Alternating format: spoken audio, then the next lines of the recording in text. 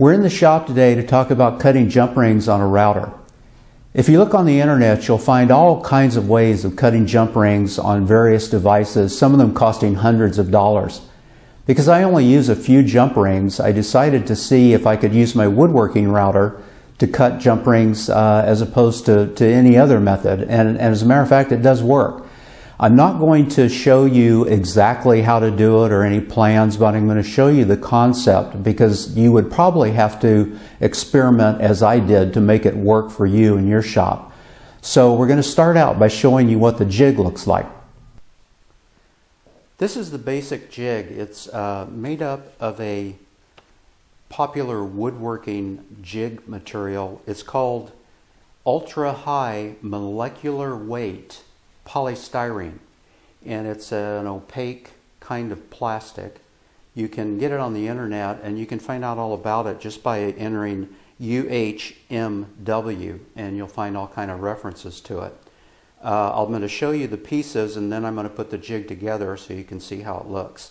This is the base with the bolts in it from the bottom. Everything has been drilled and countersunk. The springs fit on top of the bolts. It just gives some resistance when I put some pressure on it.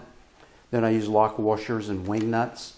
There's a little stop block here that you can see on either side that stops the coil from running out the end. And I put the grooves in here. They're just a small groove. I did that with a table saw. So you can use all the normal woodworking equipment that you would use for working on wood. This is what the jig looks like from the bottom. You can see that the bolts have been countersunk so it doesn't rub.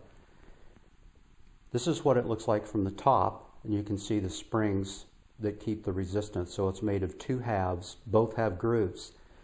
Now the coils, it's double-sided, so I can cut two coils at one time. And what I'm going to do is put the coil in the groove on both sides, and I bring it right up to the stop. And then I turn it around, put the other one on, and now I'm ready to put the pressure on.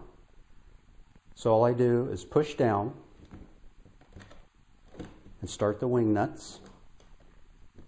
I do the two opposing corners, and then I start tightening the other wing nuts. Now we'll take up where this left off at the router. This is the router setup, looking at it from above. The router table has a router underneath, and then the blade is in a 1/2-inch saw arbor, and that fits right in the 1/2-inch collet of the router. The blade is a 1.5-inch high-speed steel blade, and it's 0.010 in thickness. It's a Globus blade. It'll last a long time. I learned after several broken blades that you really need to lube both sides of the blade to cut each coil, and it works fine. If you don't, it heats up the coil and kind of melts the copper on the inside. I use copper wire with platings or coatings, and it'll burn right through that copper. So lubing it will get you through a coil in good stead. It might flip out a couple of rings at the end, but it really works well. I also use a dry lube. It's called stick lubricant. It's a dry lube, and I use it on both the blade and I put it on the coils. And I'm going to go ahead and do that, and then I'll show you how to cut a coil next. Okay, we're about ready to cut. I lubed one side. Now I'm lubing the other side. I just take the stick lubricant and I rub it right into the coil so that it gets a nice coating on it. I found it was easier to do it after I put it in the block. Next, we're going to turn the router on, which has a variable speed control on it, which I purchased just for this jump ring making venture. I would estimate that the router is running at approximately half its speed, which is 20,000 RPM or so. And I'm thinking that it's right about 10,000 RPM, but that's just a wild guess. With metal, you want to ramp up the RPMs, but through testing and working with it, this is the best speed that I've come up with. So when I turn it on, you're going to hear it ramp up. I'll cut the coil, and then we'll talk a little bit about things afterwards.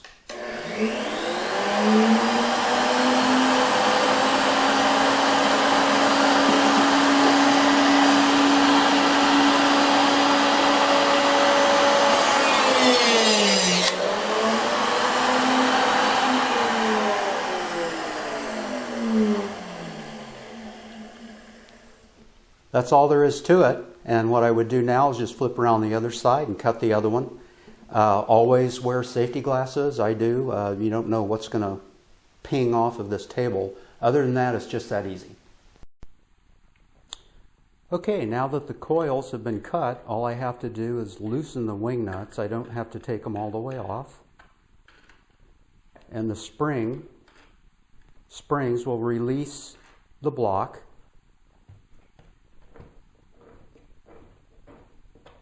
And then all I need to do is drop my jump rings into a container of some kind. I rinse them off and then I let them dry.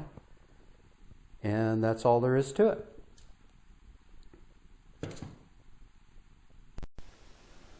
While I've never checked out the limits of the system, I routinely cut 18 and 20 gauge wire in sizes from about 3 millimeters on up to 7 millimeters. If I'm thicker gauge than that, or just need a really small quantity of the small ones, I manually saw them. So this is a day of production, and as you can see, you can produce as many as you want to in a very short period of time. This is just an example of what I do with all these jump rings. This is a Byzantine weave bracelet with 5 millimeter jump rings. So it's just an example of what I use all these things for. Just as a postscript, if I had to make this over again, I would make it somewhat shorter so that it could be used with 4 bolts instead of 6. I think it would just be faster and easier to handle. That's it. I hope you enjoyed the video and hope to see you again soon.